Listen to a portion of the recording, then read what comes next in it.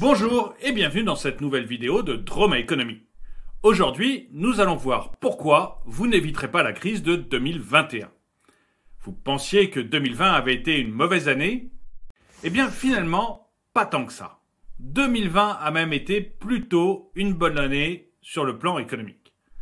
Alors évidemment, c'est la plus grande récession depuis la Seconde Guerre mondiale.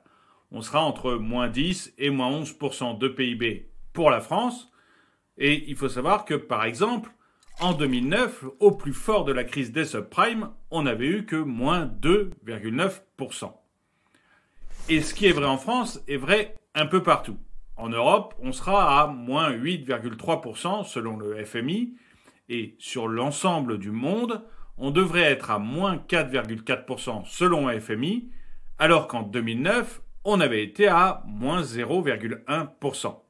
C'est donc une récession sans précédent, quelque chose d'énorme. Mais finalement, il y a eu assez peu de défaillances d'entreprises. Par exemple, en France, sur les 11 premiers mois de l'année, vous n'avez eu que 29 000 défaillances d'entreprises, selon la Banque de France, alors qu'en 2019, vous aviez eu 47 500 défaillances d'entreprises. C'est donc une baisse des défaillances de moins 39%, ce qui est énorme. Et cette baisse, elle est visible dans tous les secteurs. Je parle très souvent d'Achille Parmentier et de son restaurant Chez Ma Grosserie Chérie. Eh bien, par exemple, dans l'hôtellerie-restauration, on est à moins 36% de défaillance d'entreprise. Même chose dans l'industrie, vous êtes à moins 38%. La vente et la réparation de voitures, c'est à peu près la même chose, moins 38%. Et alors, la construction, c'est le plus gros de tout, moins 44%. Alors, pourquoi? Eh bien, d'abord, au premier trimestre et lors du deuxième confinement, vous avez eu les dysfonctionnements des tribunaux de commerce. Ils étaient fermés et donc ils ne pouvaient pas prononcer des liquidations d'entreprises. Ensuite, il y a eu aussi un changement des réglementations pour éviter justement un trop grand nombre de liquidations sur 2020. Et puis, vous avez eu les interventions publiques. Le prêt garanti par l'État, le chômage partiel, le moratoire des banques. Vous avez eu aussi la suspension des loyers de certains bailleurs. Et enfin, l'arrêt des assignations de l'URSSAF. Bref, toute la sphère publique ou semi-publique s'est faite extrêmement arrangeante pour les entreprises afin d'éviter des faillites en masse. Mais tout ça, ça n'a qu'un temps. Que nous réserve 2021? Eh bien, en 2021, plusieurs facteurs vont aggraver la crise sanitaire que nous connaissons. Tout d'abord, les banques, les bailleurs, les URSSAF vont demander à être payés.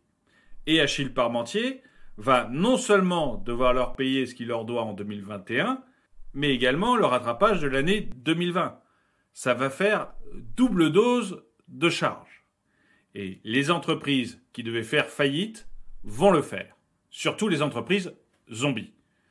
Ensuite, vous allez avoir un recul de la demande.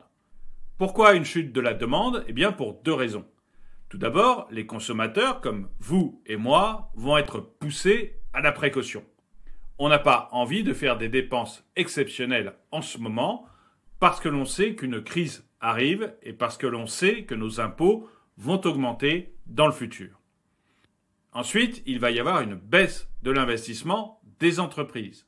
Baisse de l'investissement tout simplement parce qu'elles sont prises à la gorge et parce qu'elles anticipent une baisse de la consommation. Alors, il y aura malgré tout une reprise forte parce que le PIB est très bas. La France anticipe entre 6 et 7% d'augmentation du PIB. Mais ce n'est pas suffisant pour rattraper 2020.